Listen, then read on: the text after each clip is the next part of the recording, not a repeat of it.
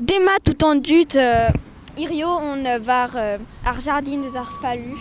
Amañ neus nemet la boussette me goude e vo kalt a dud. Evit festival de skan a loar. Demat mon ara Matre? Petra piout. Ma anno a zo Véronique Thomas, a mezo amañ evel den a yud vad, evit chikour stalia peptra evit ar c'han a loar. Petra a blij dit e kan a loar. Ar fez a blij din eo ar festival evit ar familiou.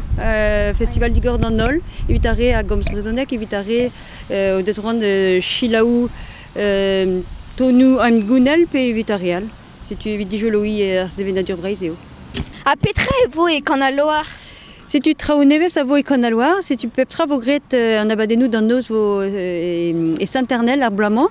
Setu varoaz se vo digwener fleuve a var l'air vo Firsen hag disul e vo memeustra den esprijan. Setu deux e davelet tout an abadennou amañ e lannerne. Trugare. Demet, piou or.